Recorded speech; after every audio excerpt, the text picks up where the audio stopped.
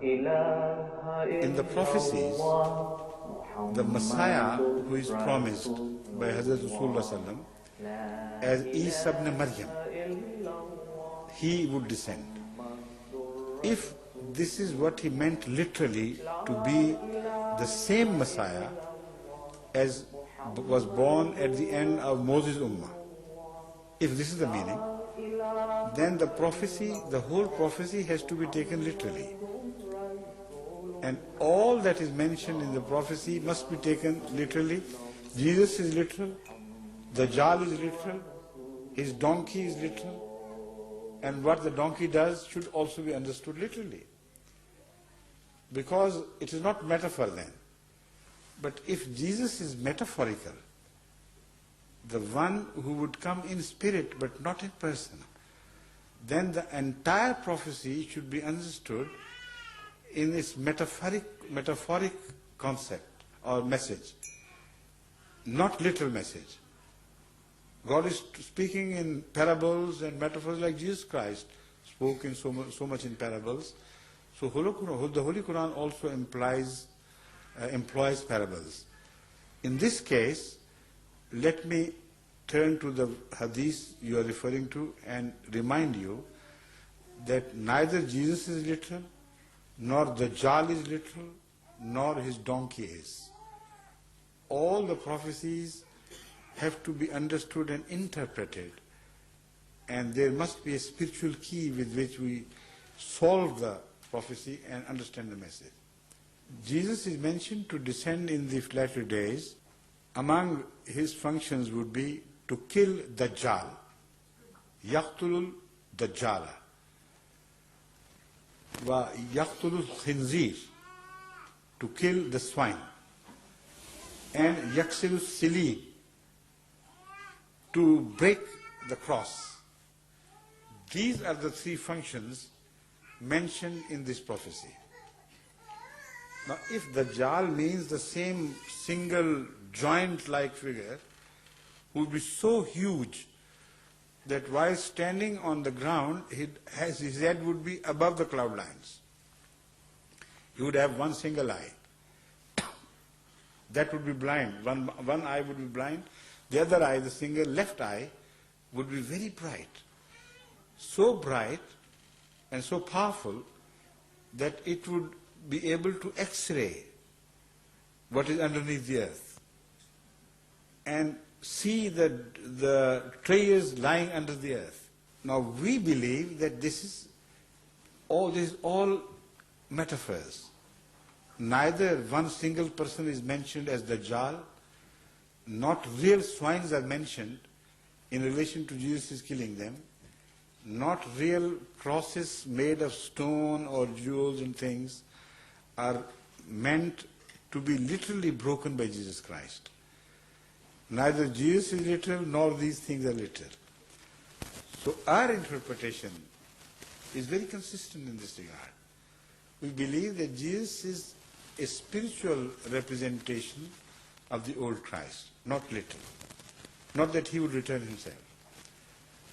When he comes, his main task would be to break the cross, which means to break the central argument of Christianity in favor of Trinity. This is cross. This is a symbol of cross, Trinity. So he would come and break the cross spiritually in the sense that he would provide such powerful arguments against the Trinity as if cross is broken. Not literally, of course. When it is said that he would kill the Dajjal, it doesn't mean he would murder him with his sword. It simply means that the influence of the Dajjal would begin to wane out from the time he comes, and he would gradually dissipate. And new things would appear. There will be a revolution in the world taking place. These old huge powers will gradually lose their strength. So by Dajjal we mean great Christian powers. The symbol of Christian powers is Trinity, cross, eating of swine. So in every way you look at it, the finger is pointing at the same people, that is, in the latter days, according to this prophecy, the Christian world will become so powerful that they will rule the entire world. And this would be the stature of Christianity, as symbolized in a great giant against whom nobody has any power. This giant is described in the Hadith as conquering every land, every people of the world.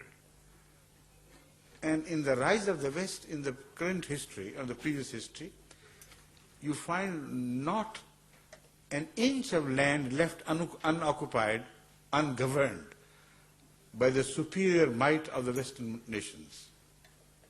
There was a time, where either it was ruled by the British or by the Russians or by the Germans or by any other Europeans or even Americans, but the whole globe fell under the sway of Christian powers. This is exactly what has been prophesied by Hazrat Muhammad Rasulullah regarding the advent of Dajjal. What is the main instrument in the hands of Hazrat Masih Maud al-Islam through which he broke the cross into two? His claim that Jesus died a natural death. He did not die upon cross. And he died like an ordinary prophet of Allah, so he was not little son of God. If you believe in this, if enough proof is provided to you to believe in this, then cross is broken. That is one meaning, the meaning we prefer. If you reject that meaning, then the only alternative left to you is that meaning which is presented and adhered to very tenaciously by the anti-Ahmadiyya mullahs all over the world. They say, no, this is nonsense. We will not permit you to interpret the Holy Quran sensibly. What right have you got to interpret the Holy Quran or the Holy Hadith sensibly? Let us follow the literal meaning exactly, verbatim, as it expresses itself. But then follows the greater absurdities, compounded absurdities.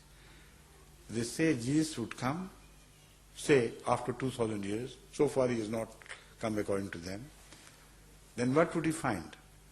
He would find a Dajjal, a huge giant,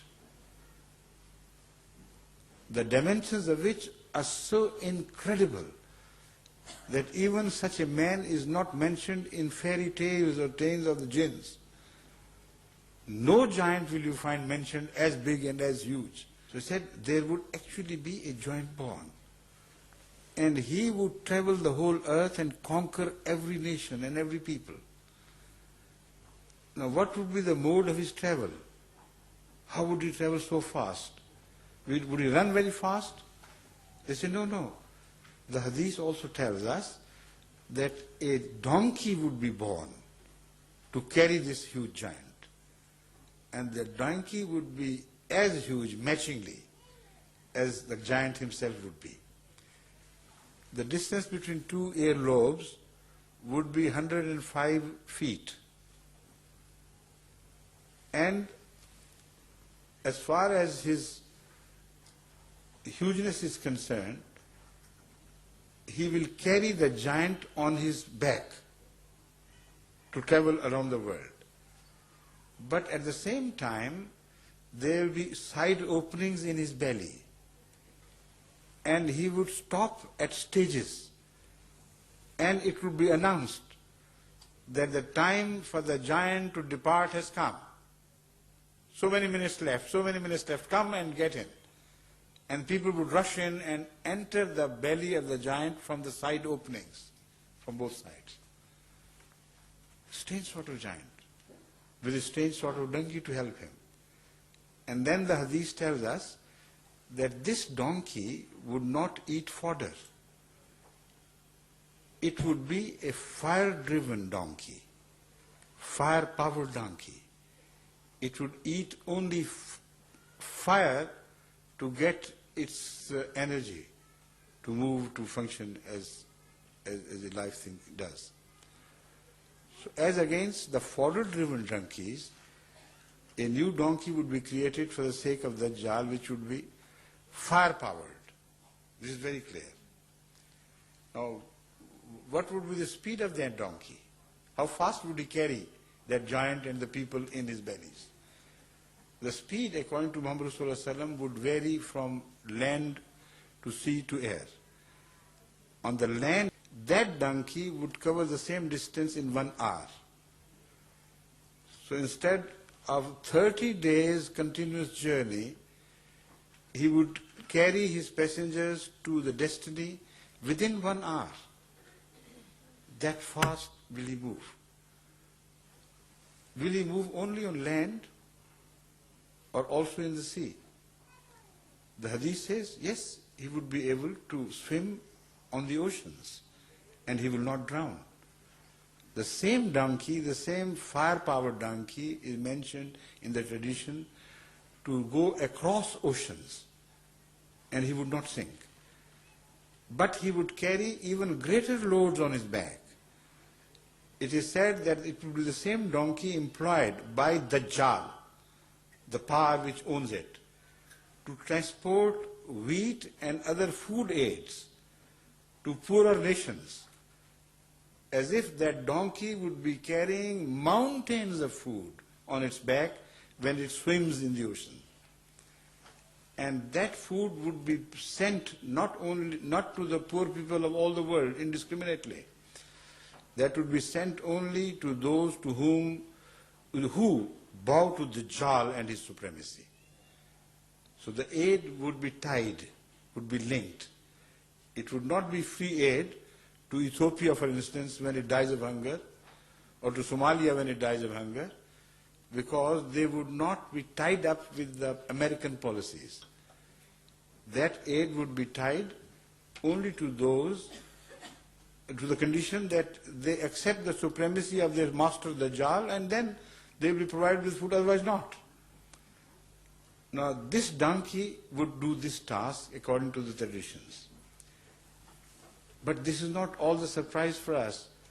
The Holy Prophet says that donkey would be able to fly above the cloud line, because he says at times he would make a jump as big as if his 1 foot was in the east and second would be in the west. So any aeroplanes which takes off from India, from Africa, from Pakistan or any other eastern countries and lands either in Europe or in America continues to declare the truth of the Holy Prophet, that this is what he envisioned, this is what he saw beforehand. And I am here as an evidence that he was a true prophet of Allah. His prophecies were right. That is when it is interpreted our way. When you believe that the prophecy was metaphorical, it didn't mean a little donkey. It meant a mode of travel only. A mode of travel which would be a land mode of travel, sea mode of travel, air mode of travel. But the common feature would be that all these modes will be fire-powered as against the food of donkeys. So this is again a metaphorical issue.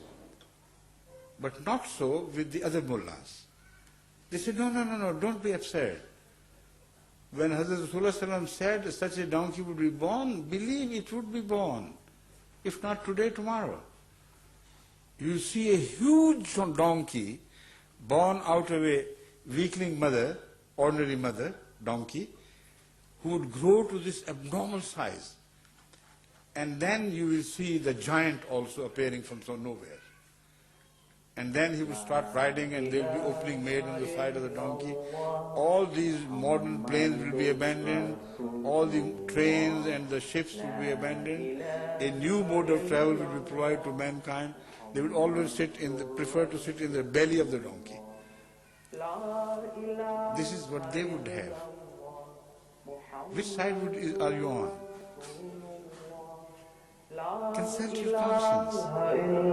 Which is a greater tribute to the greatness of Hazrat Muhammad. This meaningful interpretation of that nonsensical interpretation which puts to shame even the worst fairy tales, if taken literally.